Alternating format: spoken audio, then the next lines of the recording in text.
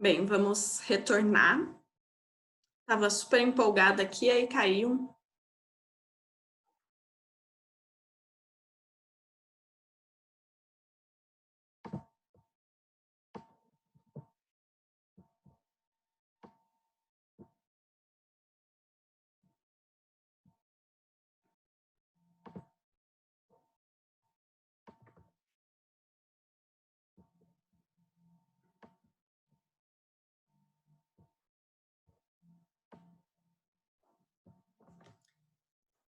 Esperar um pouquinho, deixa eu ver se quantas pessoas já voltaram.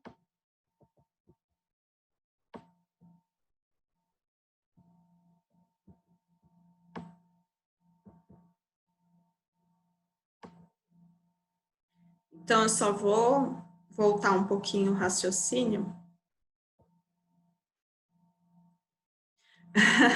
É bom, né? Porque a gente dá uma acordada. Quem estava dormindo acorda, porque tem que conectar de novo.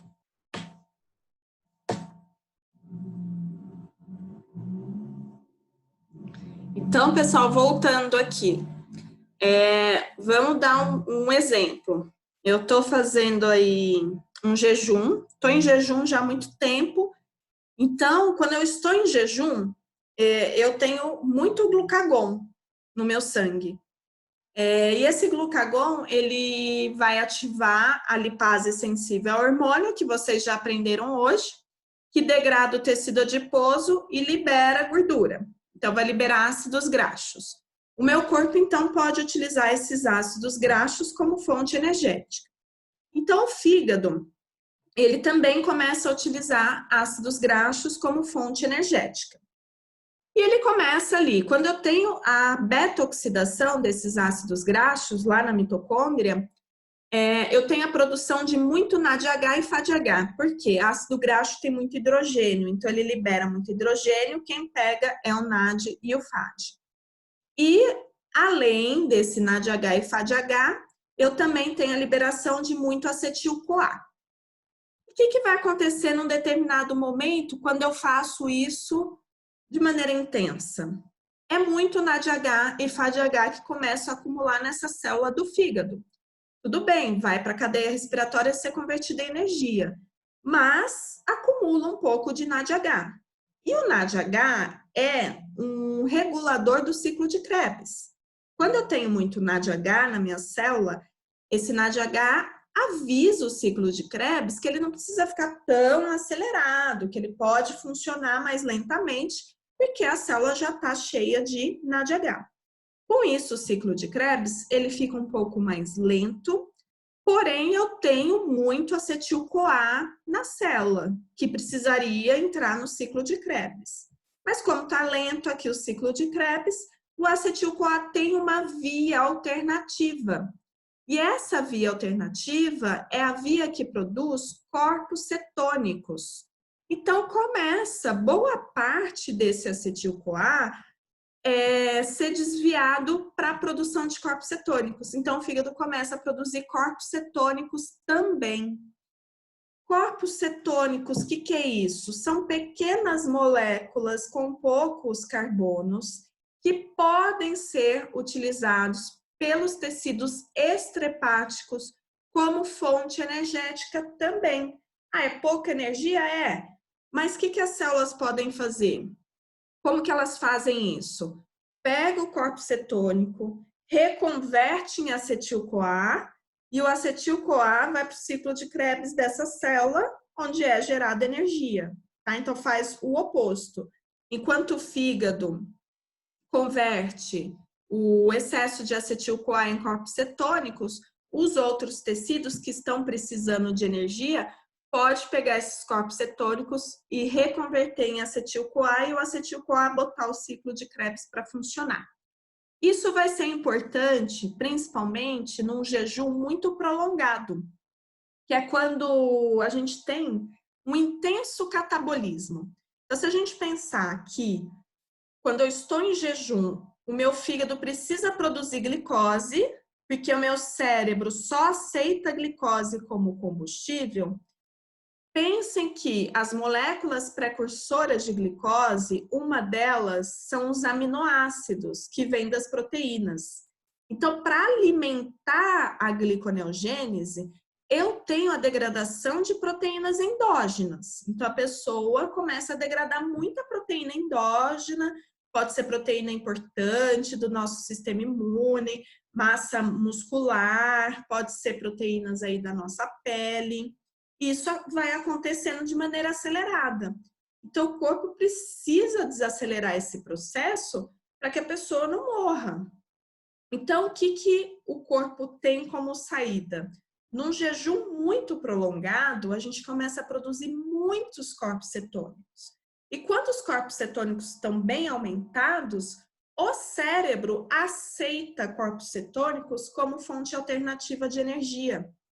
Aí o cérebro, utilizando essa fonte alternativa de energia, ele poupa um pouco da glicose que está ali no sangue, e isso faz com que a gliconeogênese não precise estar tão acelerada. Com isso, eu consigo poupar um pouco das minhas proteínas endógenas. Isso é fundamental para aumentar a sobrevida de pessoas que passam fome, por exemplo. Tá? Por isso que a gente consegue ficar aí muito tempo sem comer. Então, o nosso corpo, ele tem aí vários mecanismos de sobrevivência. Então, aqui só mostrando, então, a acetil-CoA, ele acaba sendo convertido em corpos cetônicos quando eu tenho muita beta-oxidação no fígado. Aqui eu coloquei o nome de alguns corpos cetônicos, mas não precisem preocupar com isso, que é o acetoacetato, o 3-hidroxibutirato e a acetona. Tá? Então, esses corpos cetônicos, eles saem aqui do fígado e vai para a corrente sanguínea. E quando eles estão bem altos, eles podem ser utilizados até mesmo pelo cérebro como fonte energética. Aqui é a estrutura química dos corpos cetônicos. Então, são moléculas bem pequenininhas, são solúveis, podem circular facilmente na corrente sanguínea. E aqui mostrando que são utilizados como energia pelos tecidos extrahepáticos. Pode ser músculo, esquelético, cardíaco, pode ser os rins. E o cérebro, quando eu tiver uns níveis bem aumentados de corpos cetônicos, o cérebro também vai utilizar. E isso acontece num jejum bem prolongado, tá bom? Então, pessoal, essa é a parte de síntese de corpos cetônicos, tá bom? Então, não faz mal se a pessoa faz lá dieta cetogênica. Os corpos cetônicos não vão prejudicar essa pessoa. A gente não indica essa dieta cetogênica pelo simples fato dessa pessoa ficar com a glicemia bem limitada e isso poder gerar aí dores de cabeça. Se a pessoa for fazer alguma atividade física intensa, ela pode ter desmaios, porque o cérebro não vai ter ali suplemento energético suficiente. Então, é uma dieta onde a pessoa perde muita gordura e muita massa magra. Então, prescrever uma dieta que induz perda de massa magra é só em casos de exceção, obesidade mórbida, onde o paciente tem que ir aí para algum procedimento cirúrgico, tá? Senão não é indicado. Mas os corpos cetônicos em si não vai fazer mal para ninguém. Só em situações patológicas descontroladas, como diabetes tipo 1, onde induz uma acidose metabólica. Aí sim os corpos cetônicos vão ser deletérios aí para a pessoa. Agora eu vou falar um pouquinho, a gente falou de corpos cetônicos, né? Que é quando a gente usa bastante gordura como fonte energética. Agora eu vou falar de uma situação oposta. Tá? Então, quando a gente usa bastante gordura como fonte energética, é quando a gente não come ou faz uma atividade física. E agora, quando que a gente faz síntese de gordura? Mas eu não estou falando de gordura da dieta agora, eu estou falando o meu corpo produz gordura. Quando eu me excedo em outros nutrientes.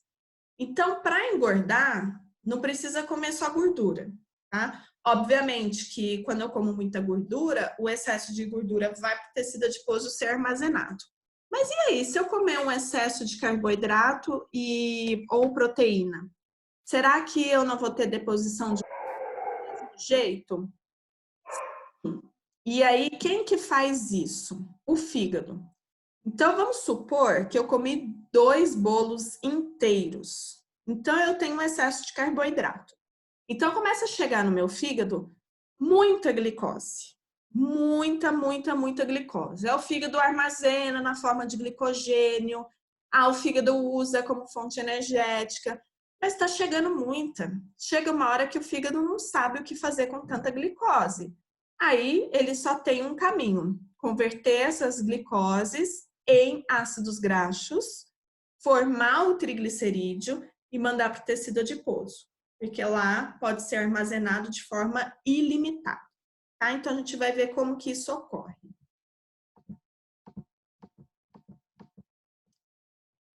O metabolismo, tanto de carboidrato, de gordura e de proteína, formam uma molécula comum. Então, na próxima aula vocês vão rever um pouquinho de metabolismo de aminoácidos, a gente vai dar uma aprofundada, mas vocês viram que o aminoácido, quando a gente degrada, significa que eu estou tirando o grupo amino, e quando eu tiro o grupo amino, ele não chama mais aminoácido, ele vai chamar de cetoácido, e esses cetoácidos vão ser convertidos em intermediários do ciclo de Krebs, vai tudo para o ciclo de Krebs. E existem vários aminoácidos aí que vão gerar o acetil-CoA, que é um intermediário aí do ciclo de Krebs. Quando a gente pensa em carboidrato, vocês viram que na glicólise, o produto final é o piruvato. E o piruvato, ele tem aí uma enzima que converte em acetil-CoA também. E a gordura, né? Vocês já viram, estudaram agora que a gordura, quando a gente começa a degradar, né? A gente faz a beta-oxidação, libera lá os elétrons para o NAD e para o FAD, mas os carbonos são liberados na forma de acetil-CoA. Ou seja, o acetil-CoA é uma molécula comum dos 3 macronutrientes, do carboidrato, da proteína e do lipídio, tá? Então, o acetil-CoA é uma molécula extremamente importante. E ela, em situações aí onde a gente precisa de energia, o acetil-CoA entra no ciclo de Krebs e produz energia para o nosso corpo. Mas se a gente pensar que o momento que eu estou é de excesso e que meu corpo não precisa mais de tanta energia que está vindo aí dessa alimentação, o ciclo de Krebs vai estar funcionando tão rápido, porque eu já vou ter muito NADH, porque todos esses metabolismos que eu mostrei para vocês, todos vão liberar elétrons que são captados aí pelo NAD e pelo FAD. E aí, o NAD eu não falei que inibe o ciclo de Krebs? Então, esse ciclo de Krebs vai estar ali, ó, preguiçoso, porque a célula não precisa mais de tanta energia. Só que daí, o que vai acontecer com esse acetil-CoA? Novamente, o acetil-CoA vai ter, nesse momento, uma outra via alternativa, que é a via que produz ácidos graxos. E é simples construir esse ácido graxo. Basta eu juntar um monte de acetil, que são 2 carbonos, e colocar hidrogênios. Então, nesse momento, eu posso utilizar, aí existe uma molécula que vai doar hidrogênio para esses ácidos graxos, e eu vou construir uma cadeia de carbonos com hidrogênios, é o ácido graxo. Esse ácido graxo vai se ligar ao glicerol, 3 em 1 glicerol, aí o fígado vai empacotar e vai mandar lá para o tecido adiposo e lá ficar armazenado. Então, não importa se o excesso vem de proteína, gordura ou carboidrato, tudo vai virar acetil-CoA e tudo pode ser convertido em ácidos graxos. Então, aqui só mostrando Então, o que vai acontecer no estado onde houve um excesso de nutrientes? Eu não preciso mais do ciclo de Krebs para produzir mais energia, porque eu já estou cheia de ATP. Então, o próprio ATP e o NADH inibem esse ciclo. Então, todo o acetil-CoA que está ali em excesso vai virar ácidos graxos. E o ácido graxo vai se ligar ao glicerol, formando triacilglicerol, que vai para o tecido adiposo. Tá, mas como que o fígado vai mandar o triglicerídeo para o tecido adiposo? Vocês viram que triglicerídeo não pode cair na corrente sanguínea, porque é gordura. Então, lá no intestino, vamos voltar na gordura da dieta, o que o enterócito fez? Empacotou numa lipoproteína plasmática que chama quilomicron. O fígado vai fazer a mesma coisa, vai empacotar também. E vai empacotar numa lipoproteína plasmática que a gente chama de VLDL. VLDL, gente, é uma sigla que vem do inglês, o V de very, o L de low, que significa muita baixa densidade, tá? Então, é uma lipoproteína de densidade muito baixa. Ah, por que tem esse nome? Gordura, como que é a densidade da gordura? Se a gente joga óleo na água, densidade baixíssima, por isso que a gordura boia. Foi daí que surgiu o nome dessa lipoproteína. Como é uma lipoproteína riquíssima em triglicerídeo, a densidade dela é muito baixa. Então, eles deram o nome de VLDL. Então, qual que é a função da VLDL? Carregar gordura que foi produzida no fígado para os tecidos. Obviamente, né, que a gente sabe que a maioria dos tecidos não vão estar utilizando tanta gordura e que grande parte, a maior parte, vai para o tecido adiposo para ser armazenado, tá? E a VLDL vai fazer isso, gente, da mesma forma que o quilomicron. Então, na hora que ela estiver ali andando na corrente sanguínea, ela vai achar a lipase lipoproteica, que vai estar ativada. Por quê? Quando eu como muito, eu tenho insulina.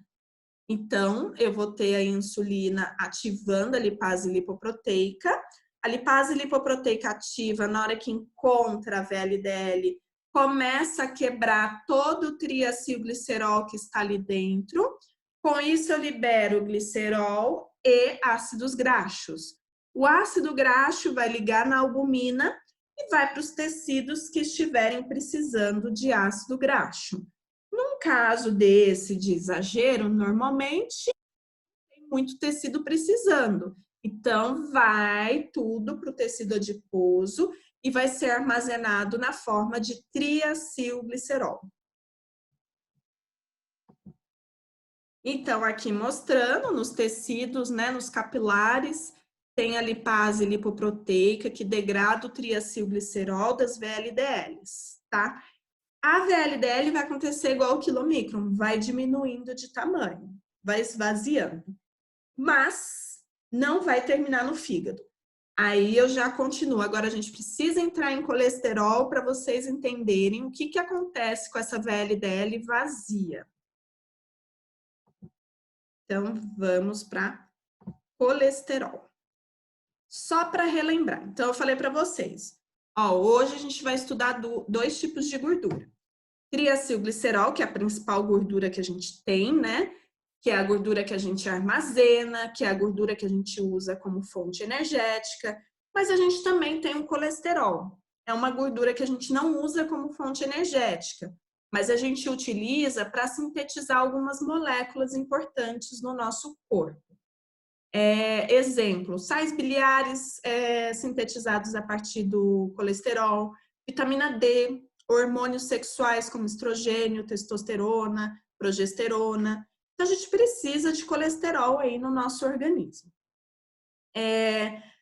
O colesterol, a gente vai obter da dieta, mas eu acho que eu já comentei com vocês que grande parte do colesterol que a gente ingere, a gente acaba excretando nas fezes. A gente não é muito bom em absorver colesterol, mas a gente consegue absorver uma boa parte. Mas o nosso corpo também produz colesterol. Então, alguns tecidos, eles produzem bastante colesterol, principalmente porque é necessário para a síntese aí de alguns hormônios. Então, a gente tem dois mecanismos para obter colesterol: dieta e síntese endógena, a síntese pelo nosso próprio corpo. E como que a gente elimina o excesso? A gente consegue eliminar o excesso pela bile, então quem faz isso é o fígado. Então, o fígado, quando está produzindo a bile, nesse conteúdo da bile, a gente tem colesterol, tem sais minerais, fosfolipídios, tem um monte de coisa misturado, tem pigmentos, que é a bilirrubina, que dá até a cor marrom para as fezes, e tem os sais biliares. E os sais biliares também podem ser produzidos a partir do colesterol. Então, a única forma da gente eliminar colesterol do nosso organismo é pela bile, tá? E quem vai fazer isso é o fígado. Então, agora a gente vai ver como que a gente faz transporte entre os tecidos de colesterol. Então, aqui só para mostrar a síntese, então eu falei que o colesterol pode vir da dieta ou a gente produz colesterol. Então, fígado, intestino, córtex da adrenal, tecidos reprodutivos, são exemplos aí de tecidos que produzem colesterol. Então, tem uma enzima nesses tecidos, que é a HMG-CoA redutase, que é capaz de fazer essa síntese. E essa síntese, ela vai ser muito ativada na presença da insulina. Então, o momento que a gente produz bastante colesterol é quando a gente tem insulina elevada no nosso sangue. Esses tecidos, então, começam a produzir o colesterol e utilizam aí o colesterol como fonte aí se for a córtex da adrenal, a gente pode converter colesterol em cortisol, se for no tecido reprodutivo, em hormônios sexuais, e assim vai. Aqui eu coloquei só como curiosidade, tá? Existem remédios que são utilizados no tratamento da hipercolesterolemia que inibem essas enzimas que produzem aí colesterol, tá? Que é do grupo das estatinas. Muitas vezes, quem tem hipercolesterolemia, só dieta não adianta. Então, precisa utilizar esses medicamentos para reduzir não só a gente mexer não só na dieta, mas também reduzir essa síntese endógena, tá? Porque as duas vão contribuir com a hipercolesterolemia. Aí, em casos de doença. E agora eu vou falar como que esse colesterol é transportado dentro do nosso organismo. Então, lipoproteínas plasmáticas. A gente já estudou o quilomicron, né, que vai transportar gordura que vem da dieta, e VLDL, que vai transportar aquela gordura que foi produzida no fígado. Agora a gente vai falar de colesterol. LDL, todo mundo já ouviu falar, que é a lipoproteína que vai distribuir colesterol para os tecidos, tá? A sigla vem de lipoproteína de baixa densidade. O colesterol também tem densidade baixa, mas não é igual o triacilglicerol. O triacilglicerol tem densidade muito mais baixa, tá? Então, por isso que essa lipoproteína chama LDL, lipoproteína de baixa densidade. E a gente tem uma outra lipoproteína, que é a lipoproteína de alta densidade. Esse H é de high, de alta. Alta densidade significa que não deve ter muita gordura nela, tá? A HDL tem uma função de retirar excesso de colesterol dos tecidos e vasos. Então, às vezes no nosso corpo, a gente começa a acumular muito colesterol, às vezes o tecido produz muito, às vezes a LDL jogou muito colesterol em alguns tecidos. Então, vamos dizer que o excesso de colesterol seja uma sujeira que está ali no nosso organismo. E a gente tem uma lipoproteína que faz essa limpeza, que é a HDL. Por isso que a gente fala, colesterol bom e ruim. Tá? Não é que o colesterol existe um que é bom e outro que é ruim. Na verdade, é a lipoproteína que é boa e a outra é ruim, tá? Então, a LDL, ela vai ser ruim porque, primeiro, que ela tá ali distribuindo mais colesterol para os tecidos. Segundo, ela é rica em colesterol. Então, se eu começo a acumular muita LDL no sangue, essa LDL pode ser facilmente oxidada, tá? Por radicais livres. Esse colesterol que está ali, ele pode ser oxidado, principalmente no momento de acúmulo, e isso trazer lesões para os nossos vasos, para o nosso endotélio. E dessas lesões, pessoal, podem surgir aí placas de ateroma. Tá? Eu não vou explicar, isso vocês vão aprender em patologia, mas LDL em excesso aumenta o risco de ter eventos cardiovasculares, que é a formação aí de placas de ateromas, lesões em vasos. HDL não. HDL ela é pobre em gordura e ela ainda tem uma função benéfica que é de fazer a limpeza do nosso organismo, tirar excesso de colesterol dos tecidos. Então, quanto mais HDL eu tenho no meu sangue, melhor para mim. Porque a HDL não faz mal. Pelo contrário, ela faz limpeza do meu organismo. Tá? Então, tem efeitos protetivos. Então, essa é a grande diferença entre essas duas lipoproteínas. Então, agora acabou colesterol bom e colesterol ruim. Isso não existe. Tá? É um jeito leigo que a gente fala. Então, vamos ver. HDL. Quem produz HDL? Da onde que ela surge? Existem dois tecidos que vão produzir HDL, que é o fígado e o intestino. O corpo vai produzindo HDL. E aí, seria bom eu produzir bastante. O que a gente já tem na literatura que indica que aumenta a produção de HDL? Atividade física. Quem faz atividade física tende a ter mais HDL. Ó, a Maria Júlia está perguntando: se a pessoa tem colesterol alto, quer dizer que ela tem pouco HDL? Não necessariamente. Quando a gente pega um exame de colesterol, a gente tem que olhar as lipoproteínas. Porque às vezes o que pode acontecer? Eu tenho lá colesterol total. Dá um pouco elevado. Aí quando a gente olha, a LDL tá ali no limite e a HDL está bem elevada. Então, essa pessoa não tem problema. Eu não vou falar que ela tem colesterol alto, que ela precisa tratar. Então, para saber se realmente a pessoa tem colesterol alto e precisa de tratamento, a gente não pode olhar o total, que soma a essas lipoproteínas, HDL e LDL. A gente tem que olhar separado. Se LDL estiver alta, pronto, você já tem colesterol alto. Então, pode ser que você tenha que fazer algum tipo de tratamento.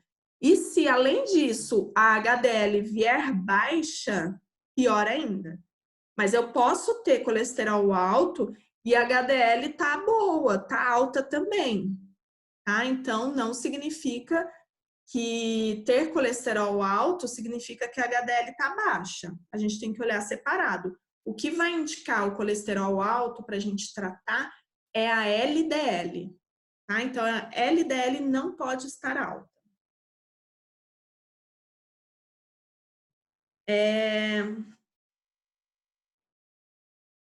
A HDL não é encontrada em alimentos, tá? A gente produz HDL, é uma lipoproteína, tá? Não é um colesterol.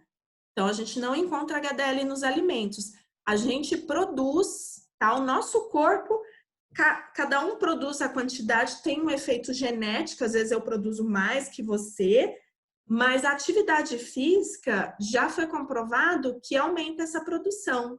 Então, se a gente comparar um grupo de quem faz atividade física com outro que não faz, muito provável que o grupo de quem faz vai ter uma média de HDL maior, tá? E outra coisa, só que daí vocês vão ter que guardar segredo, tá? Esse segredo eu não posso ficar contando, né? Porque o pessoal da saúde proíbe. Mas uma outra coisa que já mostraram que aumenta a produção de HDL é ingerir bebidas alcoólicas em baixas quantidades, tá? Mas é pouquinho. Não sei se vocês já viram alguns estudos mostrando que lá tem até uma recomendação, que eu acho que para homem é de 30 ml de álcool por dia, isso traz efeitos benéficos, e um dos efeitos é o aumento de HDL, mas aí é segredo nosso, tá? É porque eles falam que se a gente falar que o álcool tem esse efeito benéfico, a pessoa tende a exagerar. Mas o exagero aí vai ser pior, né? Porque a gente sabe que o excesso de álcool aumenta triglicérides, mas aí o excesso, se for pouquinho, vai aumentar HDL, tá? Então, é melhor ficar com a atividade física, que nem a Naira falou ali, tá? Mas é um segredinho. É, uma tacinha de vinho faz bem, porque o vinho tem antioxidante, que nem eu falei para vocês. O grande problema da LDL aumentada é que ela vai ser oxidada por radicais livres. Então, se eu tenho um alimento que tem antioxidante, evita essa oxidação também, previne doença cardiovascular. Então, é bem interessante aí as formas como a gente pode aí mexer com essas lipoproteínas, tá? Então, o nosso corpo produz HDL. Quanto mais HDL, melhor, porque a função da HDL é retirar o excesso de colesterol dos tecidos e vasos sanguíneos. E aí, o que ela vai fazer quando ela retira esse colesterol? Concorda comigo que ela vai passando nos tecidos e vai captando colesterol? Chega uma hora que ela fica com muito colesterol? E isso não é legal. A HDL não pode ficar ali circulando no sangue com muito colesterol. Então, ela vai se livrar desse colesterol a qualquer custo. Primeira coisa que ela vai fazer, manda para o fígado que se vira. Então, ela vai até o fígado. Então, o fígado capta essa HDL cheia de colesterol, degrada e pode aí utilizar o colesterol para excretar junto com a bile. Só que o fígado, ele tem uma produção de bile limitada. Então, não adianta, se eu tiver muito excesso de colesterol no meu organismo, o fígado não dá conta de excretar tudo lá junto com a bile. E aí a HDL começa a ficar desesperado, porque ela precisa se livrar do colesterol. Aí, sabe o que ela vai fazer? Deixa eu mudar aqui o slide. Não é esse aqui. Eu já volto no outro. Ela vai encontrar a VLDL. Lembra da VLDL? VLDL transporta triacilglicerol, que foi produzido pelo fígado, né? Excedi em carboidrato ou em proteína, fígado que teve que converter esse excesso em gordura e vai mandar essa gordura para o tecido adiposo, na forma de VLDL, empacota na VLDL. VLDL foi caminhando, encontrou lipase lipoproteica, que foi quebrando todos esses triacilglicerol que estava ali dentro. Chegou uma hora que VLDL ficou vazia. E tá lá na corrente sanguínea de bobeira. Aí a HDL, que está cheia de colesterol, ela vê a VLDL vazia, manda esse colesterol para a VLDL vazia. Então, vai acontecer entre essas duas lipoproteínas uma espécie de troca. A VLDL sempre tem um restinho de triacilglicerol que estava ali dentro da VLDL, então ela manda esse restinho para a HDL, que é pouquíssima coisa, e ao mesmo tempo a HDL consegue mandar todo aquele colesterol que ela captou dos tecidos para essa VLDL. E quando a gente olha para a VLDL agora, a gente vê essa VLDL rica em colesterol. Ou seja, ela não é mais rica em triacilglicerol, ela é rica em colesterol. Que tem densidade muito baixa? Não, tem densidade baixa. Então, ela muda de nome. Ela passa a se chamar LDL. Então, olha de onde surge a LDL. Ou seja, se a gente começa a ter muito colesterol no organismo, A HDL não tem mais como entregar para o fígado excretar. O nosso sistema de excreção não é suficiente nesse momento de muito excesso. É daí que nasce a LDL. E quanto maior for esse excesso, mais LDL vai nascer e mais risco cardiovascular eu vou ter, tá? Então, é um pouquinho complicado, mas é assim que a LDL é produzida. Deixa eu só ver aqui algumas perguntinhas. Então, seria bom eu ter mais HDL. Isso. O ideal é que a gente tenha pouca LDL e muito HDL, tá? Às vezes tem paciente que tem a LDL um pouquinho aumentada, mas a HDL está bem elevada. Aí o médico vai falar para essa pessoa, ah, não precisa nem tratar, melhora a dieta, faz uma atividade física, não precisa tratar não, porque essa HDL bem aumentada está compensando esse pequeno aumento de LDL. Então, sempre a gente analisa as duas juntas. A ingestão de suplemento como ômega 3, não. Ômega 3 não foi comprovado para aumentar HDL. O que tem de comprovação de ômega 3? Primeiro, é um anti-inflamatório, isso é bom, porque protege também contra doenças cardiovasculares, e tem um processo inflamatório envolvido. E ômega 3 foi comprovado que reduz triglicerídeo, tá? Então, reduz as lipoproteínas que carregam triglicerídeo, basicamente VLDL, mas HDL não tem relação. Não foi comprovado, tá? Tá, vou repetir. Como o HDL é produzido, quem? HDL ou LDL? HDL produzido pelo fígado e intestino. Tá? Então, uma forma da gente estimular essa produção é fazendo atividade física. LDL vai ser produzida a partir de uma troca entre HDL e VLDL. Então, vamos lá. HDL recolheu todo o colesterol dos tecidos que estavam em excesso. Então, ela ficou cheia de colesterol. VLDL já liberou todos os seus triacilglicerol que o fígado tinha mandado para ela entregar aí, principalmente para o tecido adiposo. Então, ela esvaziou. Então, ela ficou só com um pouquinho de triacilglicerol. As duas vão se encontrar. VLDL manda esse restinho de triacilglicerol para HDL, que é bem pouquinho. E a HDL aproveita para mandar todo o colesterol que ela recolheu dos tecidos periféricos para a VLDL que está vazia. Só que agora que ela recebeu esse colesterol, ela ficou cheia de colesterol. Então a densidade dela vai ser baixa. Então o nome dela muda para LDL, que é lipoproteína de densidade baixa. Daí que surge a LDL. Aqui, pessoal, eu só quero mostrar para vocês o caminho da HDL, tá? Então, só para quem ficou na dúvida em relação à HDL.